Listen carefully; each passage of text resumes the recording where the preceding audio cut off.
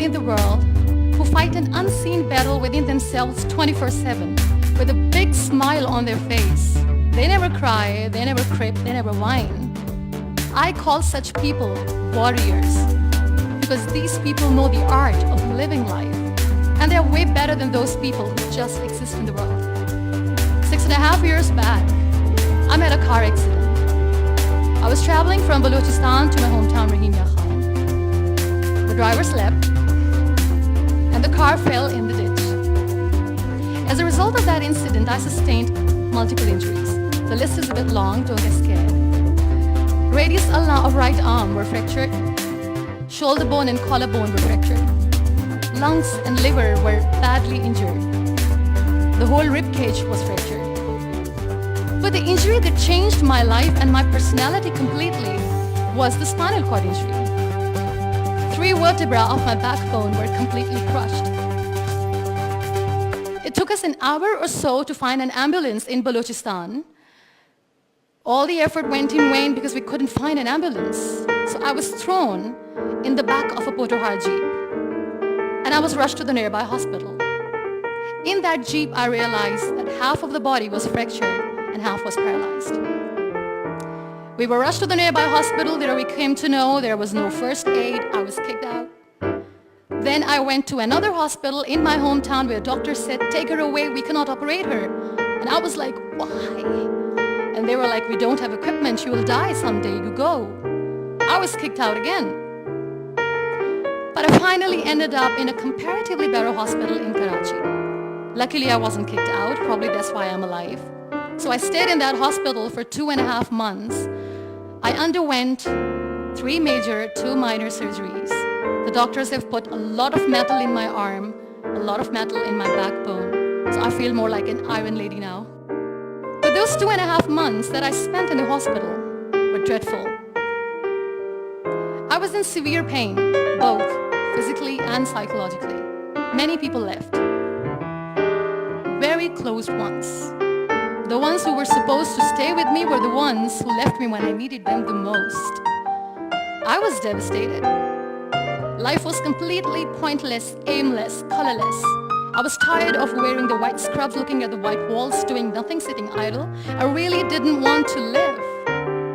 But then I realized that instead of crying for the people who were not meant to be with me, and for the legs which I have lost, I have people around me who want to see me alive.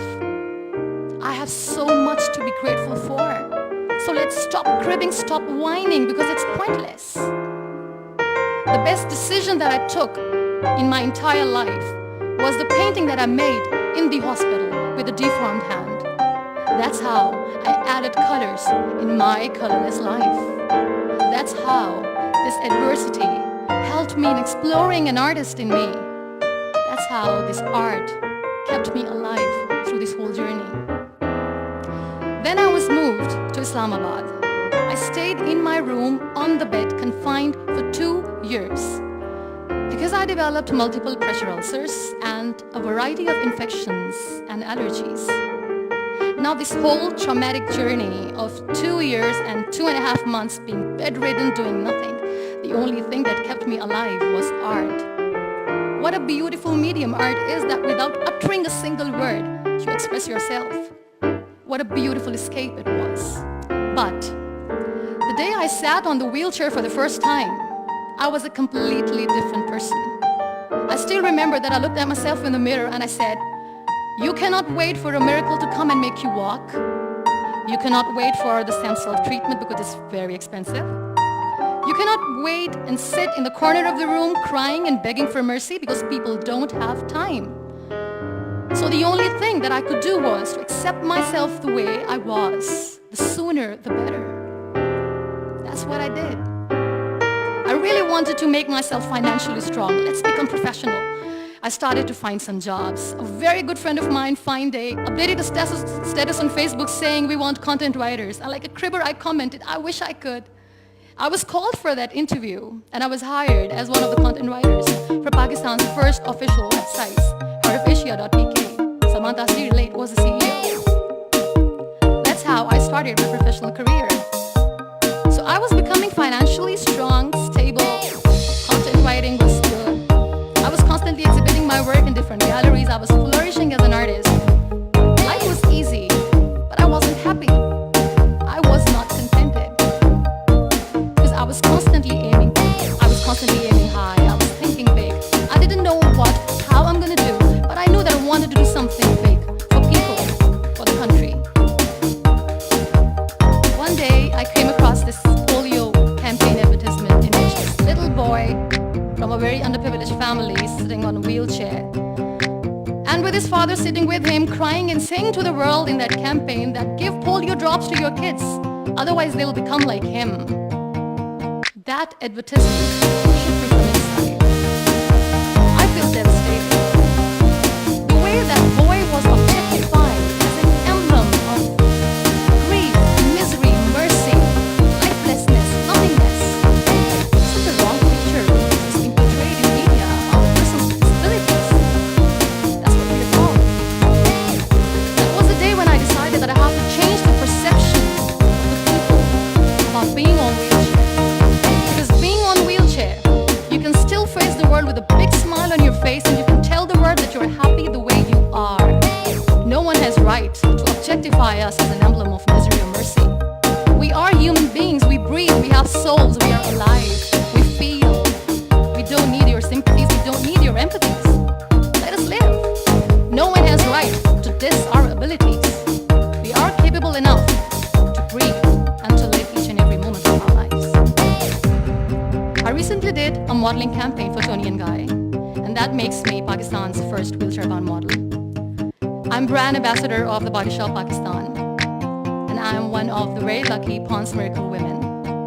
It's always good to know that there are very few wheelchair-bound artists in the world, and I'm proud to be one being a Pakistani, trying to preserve the ethnic jewels of the country in the paintings adorned by very graceful, strong, and powerful Pakistani women, which I paint.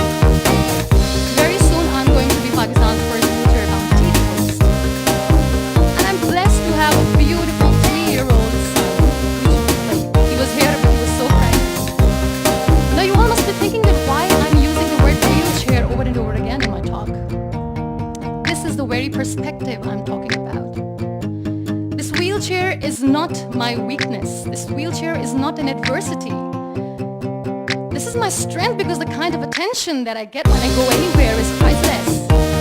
Everyone loves to be in the limelight. I have started enjoying being in the limelight too. This is the very perspective I'm talking about. This wheelchair has given me an opportunity to explore what I had in me, and I never knew it. I feel really sorry for some people who play this lame game. They say they feel caged.